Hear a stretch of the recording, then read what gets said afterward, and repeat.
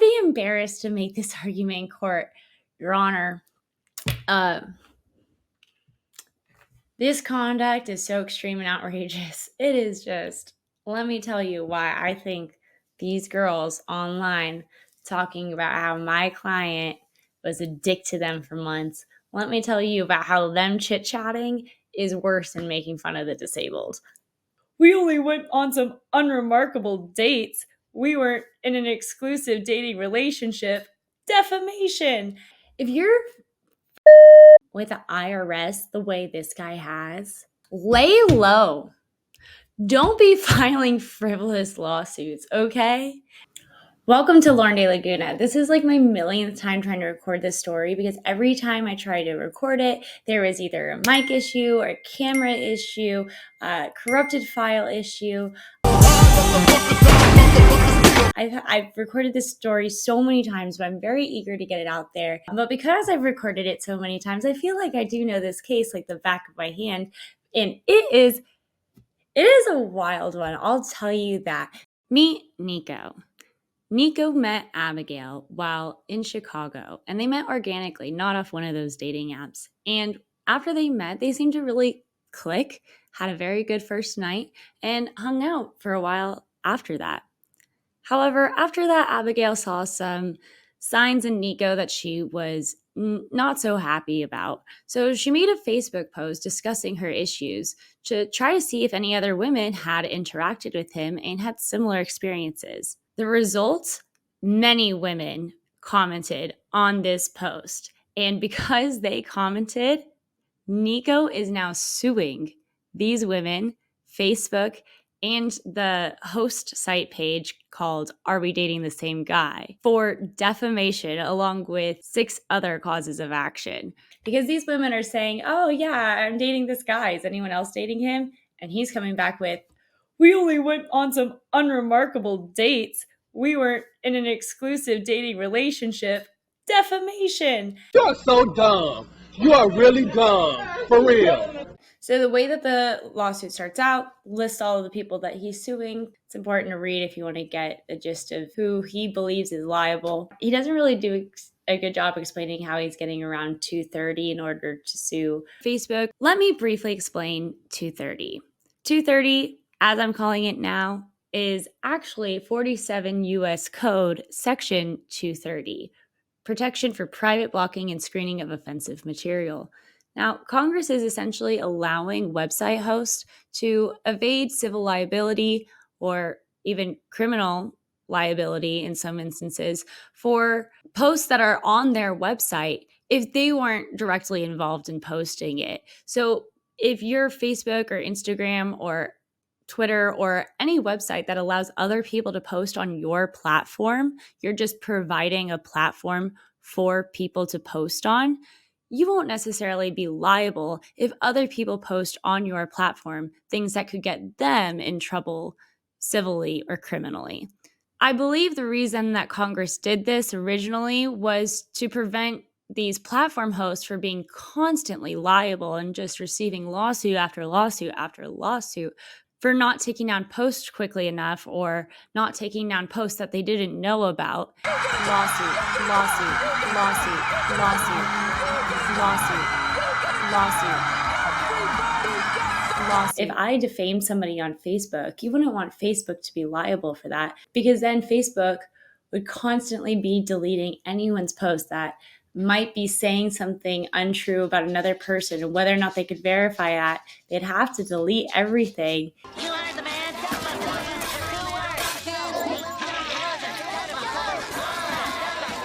And we want open discourse in this country. America, fuck yeah! And so it's been determined as of right now that these online website hosts are not liable for civil liabilities that posters could be liable for. So his attorney didn't explain how they went around 230, but let's get into just some of the facts of the case. The plaintiff's name is Nikko. Nikko is saying that he was posted on this website on Facebook in a group called Are We Dating the Same Guy? And that these women are all lying about him. It's all defamation. Oh my God, stop fucking lying. And we're going to go into the exhibits in just a second. But now let's get into the facts, because I think the facts are just wild. One of the girls, Abigail, said, "Oh, I dated this guy. Is anyone else dating these guys?" Essentially. And this is what he includes in the facts. So for Abigail, he goes that in 2023, plaintiff and defendant Abigail met organically at a cultural event in Chicago, Illinois, and briefly communicated with one another. Plaintiff and defendant Abigail engaged in consensual sexual intercourse on the evening that they first met. Damn! The parties spent brief periods of time together on dates on a handful of occasions, which were unremarkable. Oh, that's gonna hurt! Ouch! I would be devastated if someone literally calls out one of their evenings with me unremarkable in a lawsuit, like in black and white paper. Okay. Another really weird thing about this lawsuit is that Nikko is suing Abigail's family members literally for just providing her Wi-Fi to upload these posts. Is that not crazy? That's a bit of a stretch. And then it says this Monica woman allegedly posted this link claiming that this Nikko guy looks like this Anthony guy, and this Anthony guy committed some heinous criminal SA act. And she thought that this Anthony guy was Nikko. So when Nikko was posted in a page, she allegedly posted the screenshot of Anthony and was like, "Oh, is this the same? This is the same guy." But I'm not seeing that in the exhibits. They say Exhibit B, but when we'll scroll down to Exhibit B, and I'm not going to see it. And then the last thing that they say is that these women also posted his place of work in order to get other women to call his place of work and encourage his firing. And so that's also pertinent to one of the causes of action, but we'll get into that in just a second. First, we're going to skip through the entire lawsuit and scroll down to the bottom here and go to the exhibit. So starting with Exhibit A, all this is explaining how the Are We Dating the Same Guy group makes money through donations, and how, and then from Paolo Sanchez, one of the operators, she has a long post about how many groups there are and how they make money and how money is raised, and how they have GoFundMe's and how they have lawsuits and how they need to prevent people from leaking information off their page and yada, yada, yada. And this is also going to come up in one of their causes of action, but in a really funny way that I just don't think is going to work very well for Nikko. And then it's just more of this sort of stuff for the next 6 pages.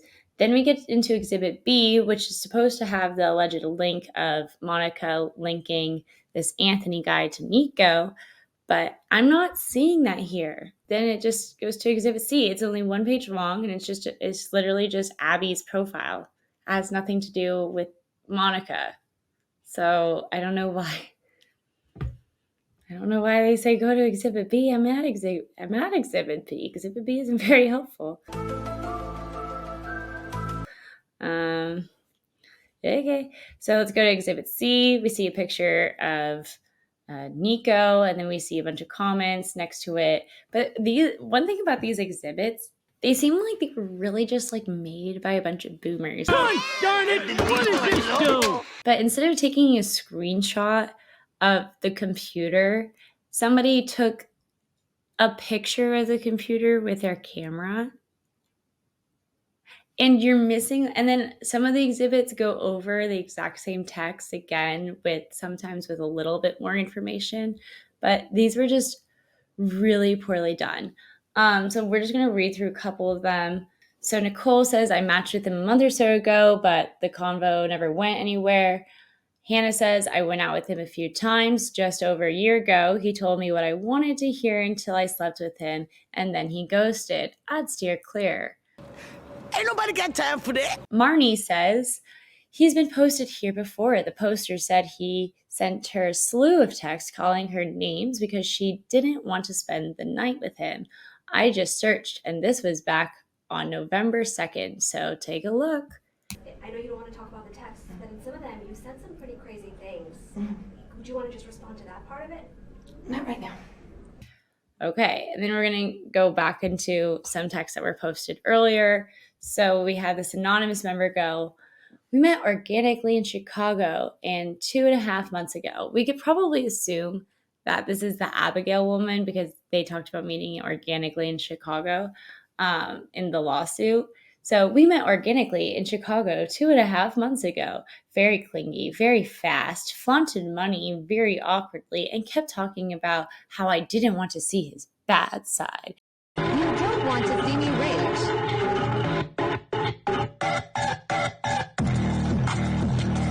Especially when he was on business calls.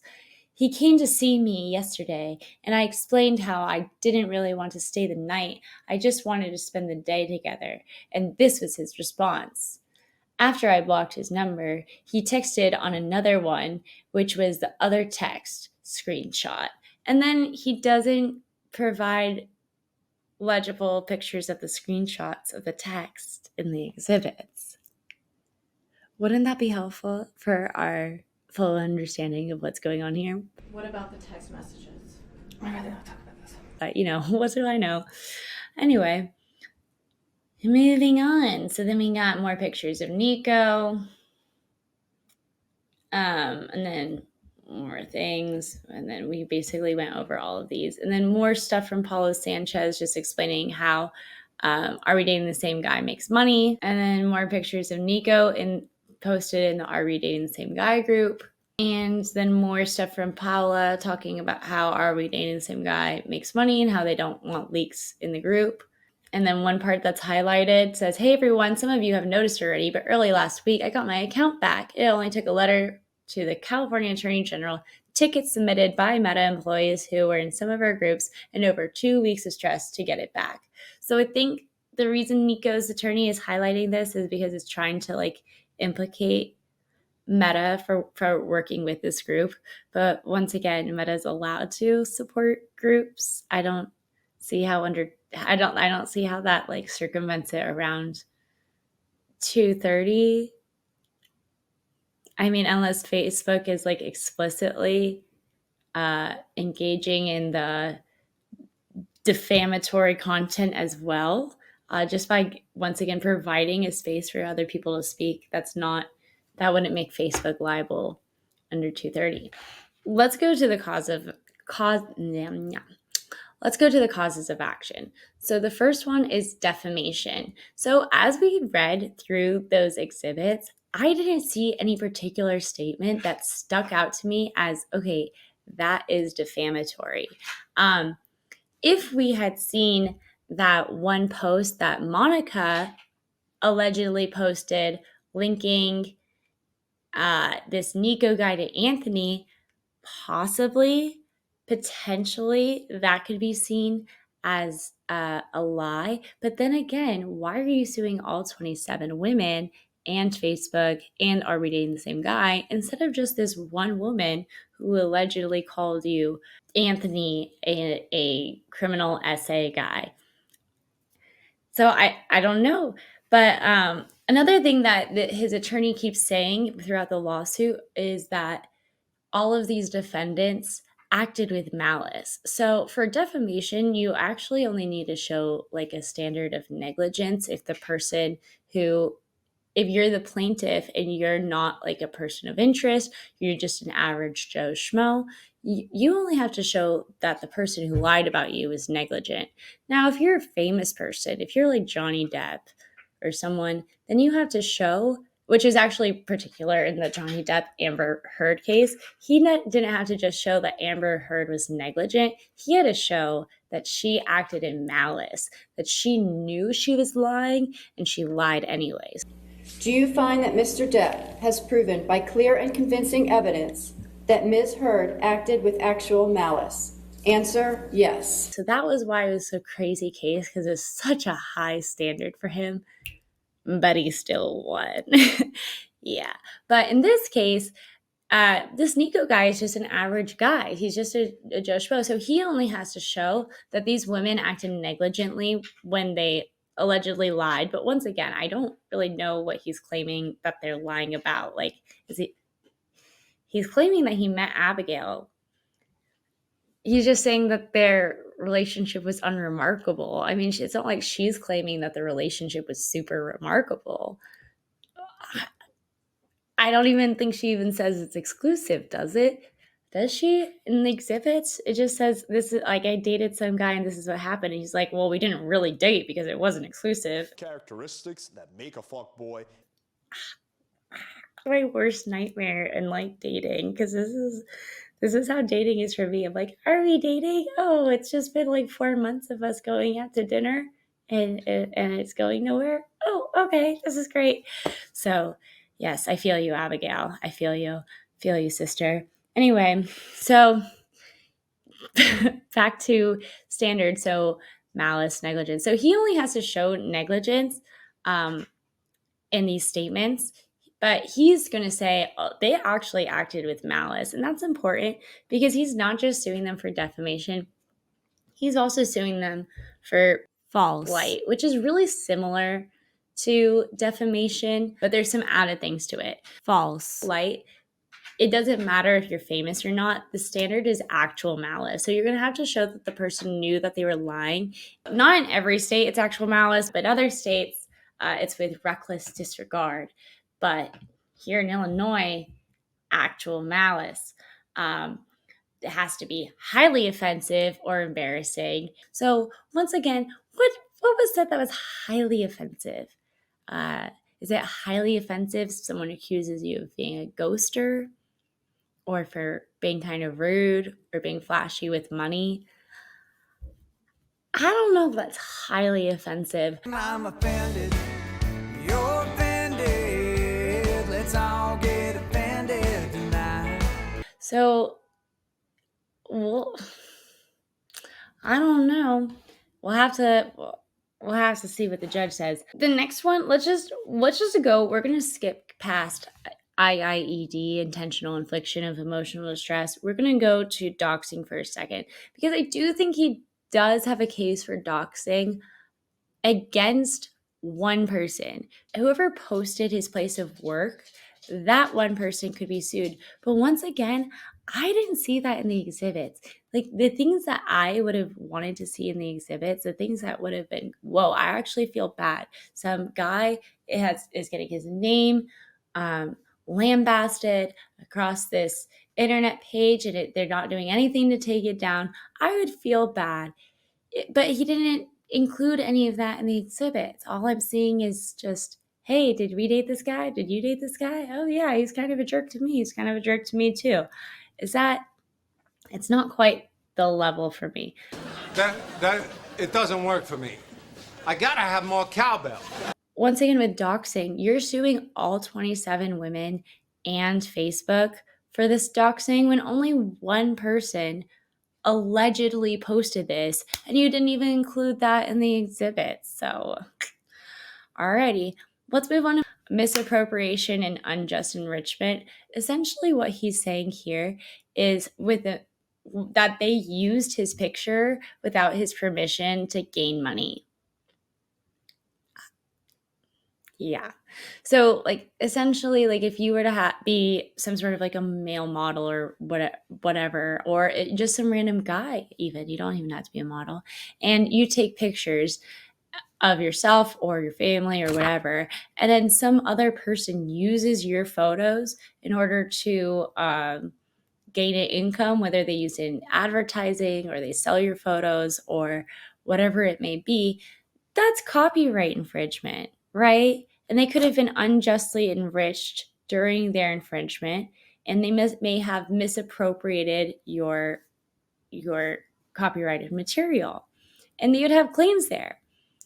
However, somebody taking your photo off Instagram to comment about you and transforming the use of the photo falls under fair use, right? Right, who Mr. Attorney who wrote this, right? You understand fair use, right? Because based off the lawsuit you're writing, I don't think you have a solid grasp on that concept. just if you just because you make a picture or post a picture doesn't mean nobody can ever take that image and recreate it as their own. Yeah, I'm sorry, but when these women took that image and then put a post on it, hey, are we dating the same guy? That is transforming the image under fair use. Please ask the lawyer from your office to go sit down and not say anything else. Last one that we're going to talk about before we go back to IIED. He's also suing for private disclosure of public. I did that last time too. Public disclosure of private facts. Okay.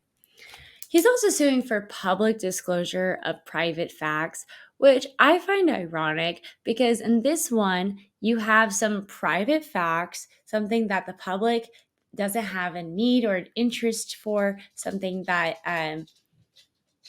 is not like pertinent to the public, something that you gained via private means, and then you relay that information out to the public against that person's will. Those facts have to be facts though, right? Meaning they have to be true.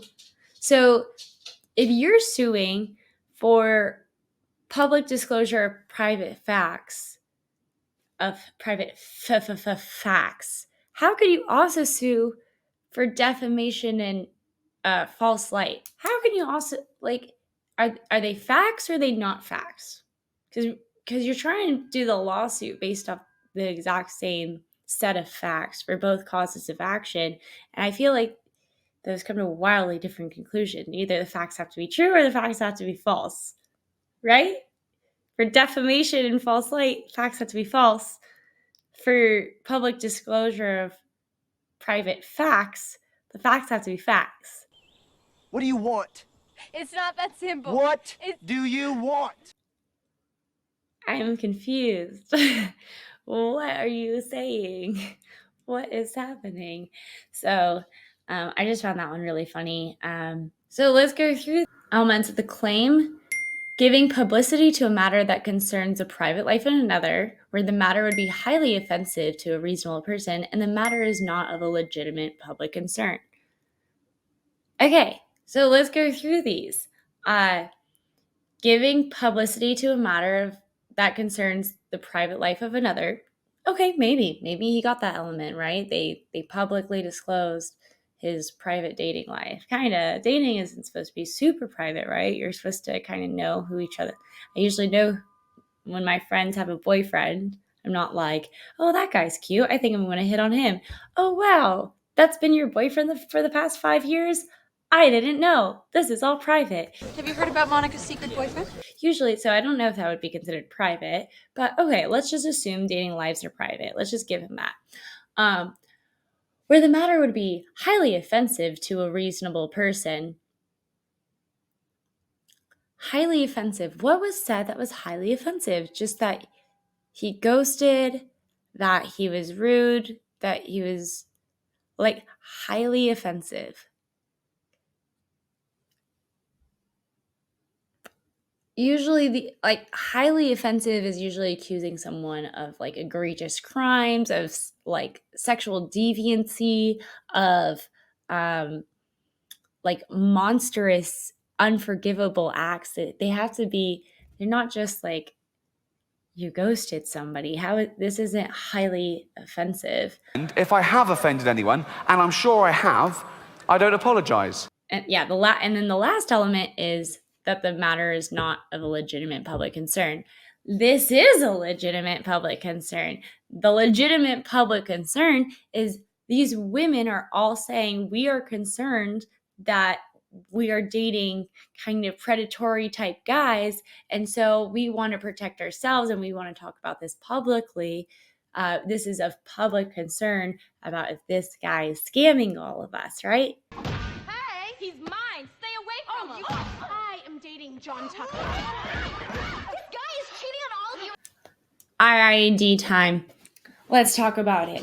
So when you go to law school and you're learning about IID, because before you go to law school, a lot of times you're like, oh man, I wonder if you could sue for that. I wonder if you could sue for this. Or, man, that person really pissed me off. Maybe I could sue for intentional infliction of emotional distress. That's what a lot of people go to. A lot of people are like, yeah, I was emotionally distressed. I could sue for emotional distress, right? So in law school, they really want to like hammer it in what IIED is.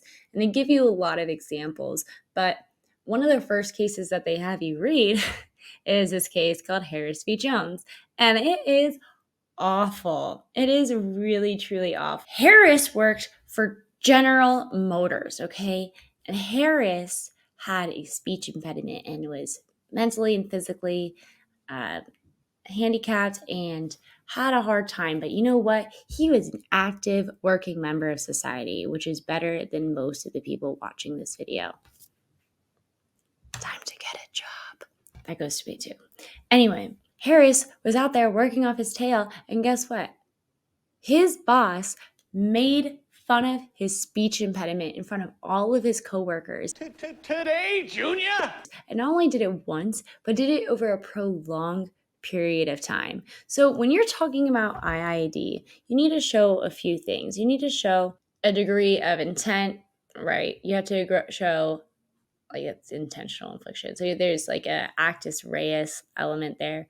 But you have to show that there was severe emotional distress. And you also have to show that the act was so extreme and outrageous that the average society just can't tolerate this. And when I read this case, I'm like, yeah, okay, average society should not tolerate us constantly berating the mentally challenged people as they're trying to work. Like that should be beyond societal standards. And the jury agreed. So the jury agreed with me, right? And awards Harris $3,500 in compensatory damages and $15,000 punitive damages. But guess what? Guess what? It goes to appeal. And you know what the appeals court says? If we look at all of the facts in this case, we view all of the facts, and we are going to view them in the light most favorable to the winning party, okay? Even if we take all of these facts into consideration, there is still nothing in the facts that showed an action that was extreme and outrageous enough for intentional infliction of emotional distress. Literally mocking a mentally challenged person while they're at work as their supervisor, which is another like degree. Like if you have power over somebody, that increases the height of the extreme and outrageousness. If the other person is disabled, that increases the height. If you do it over a prolonged period of time, that increases the extreme and outrageousness. Literally everything in there was like that there could be to increase the extreme and outrageousness was there. And yet that action was not extreme and outrageous enough. And you're telling me, Nikko's lawyer, you're telling me that some girls talking on Facebook is worse than a man picking on a mentally challenged person in front of all of his coworkers over a prolonged period of time? Huh? Like in law school, they're teaching us, yeah, you'll win on IIED if the person knows you're in the same room as somebody as you shoot one of their family members. But like if they don't know you're in the room, then they couldn't have like intended to cause. Like that's the level. That's the level, okay? Like shooting a person's family member in front of them. That's what you could sue for IID. And even then you have to know that the person is there, and so that you're intentionally inflicting that emotional distress. Like you have to do extreme and outrageous conduct. It is not just shit posting online. I don't know where attorneys get the gall to like even I'd be embarrassed. I'd be embarrassed to make this argument in court, Your Honor.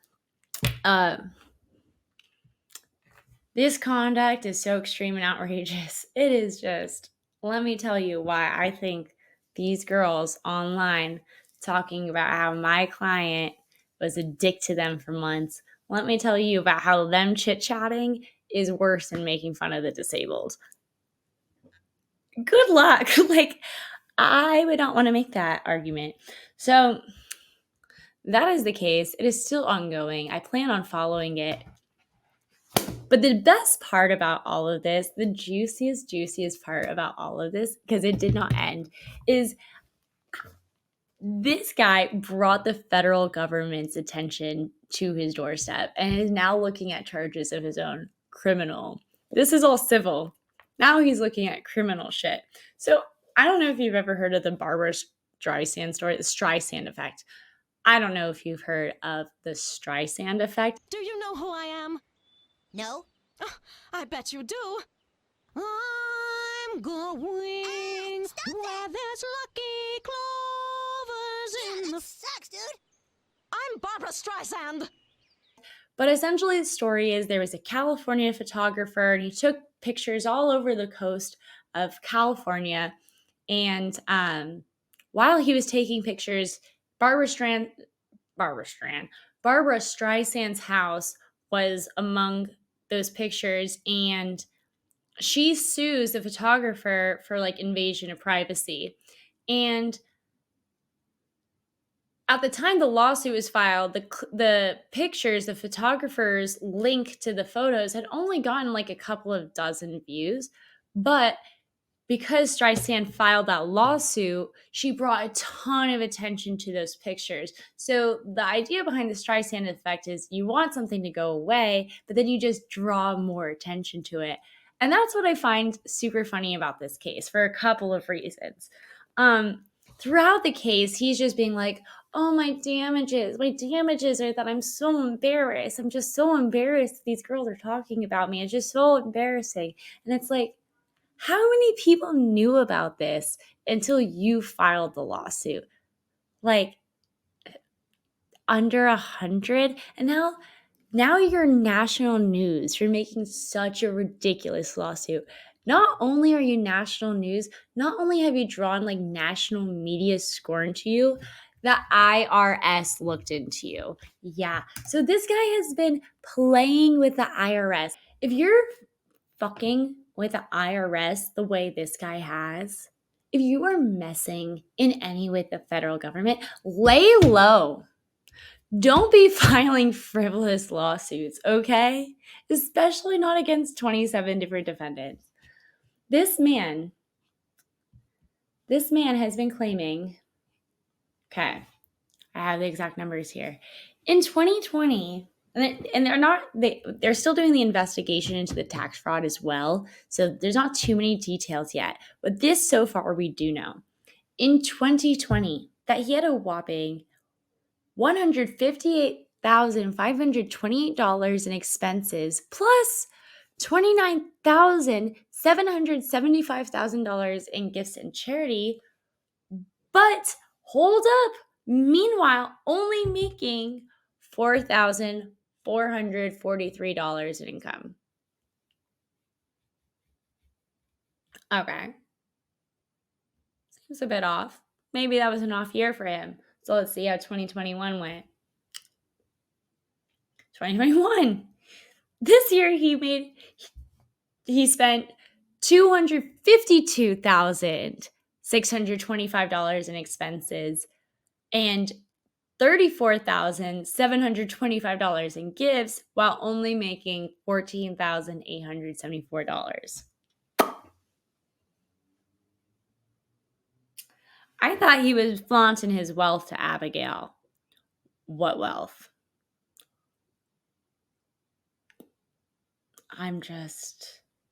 Maybe if he was like born a billionaire and he's becoming a millionaire, just hemorrhaging. Like, I don't know.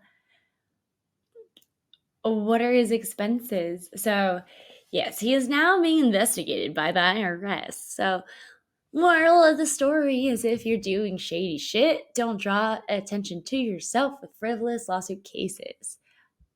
Yes. If you have any other morals to the story that you would think are better than my moral of the story, please let me know in the comments below. Thank you so much for watching, and I hope you have a glorious evening. Good night. Mwah.